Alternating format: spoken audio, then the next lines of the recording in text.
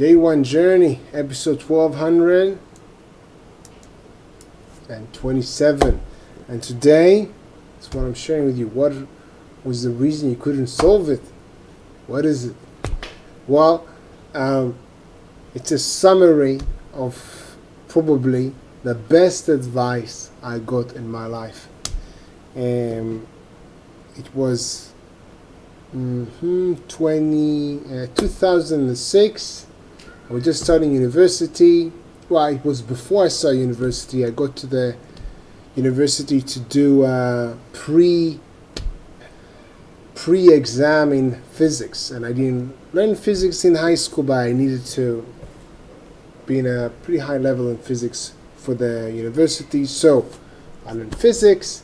Either way, I think the first or second day I was in university, still not as a student, I entered the classroom, and the head of this section of the university that were teaching the upcoming students physics, he said this. This was his advice, which I consider the best advice I got in my life. He said this: when you learn, let's say when you learn for a test and you try to solve a specific problem, and you don't solve it, then you see the solution instead of, well, and now I'm a bit paraphrasing on what he said probably, but instead of just brushing it off, okay, this is the solution, okay, I understand, let's move on, which in my opinion is the biggest mistake students are doing where I learned as an engineer.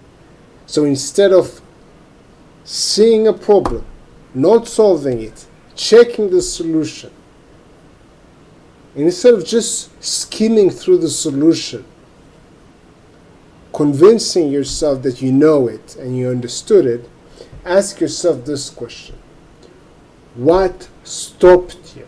What was the reason you didn't solve it in the first place? I think this question forces you to, well, it forced me to actually learn from my mistake. I did a mistake. I couldn't solve it. Now I see the solution. I ask myself, what stopped me?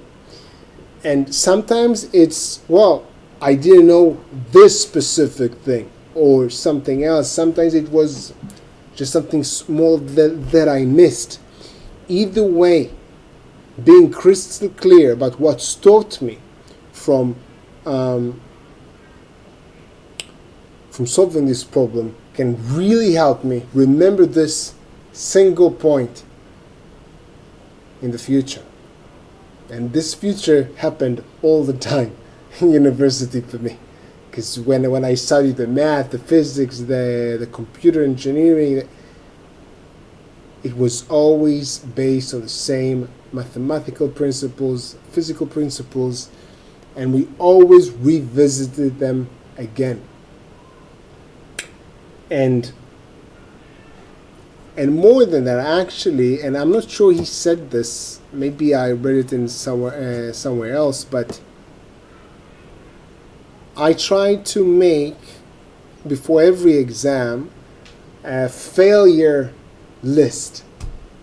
Yeah, I would call it my רשימת הכישלונות שלי, my failure lists, and then I would list all the problems or all the things that stopped me from solving many problems. It wasn't necessarily the problems. It was the things that stopped me from solving. And every time before bed, I would actually go through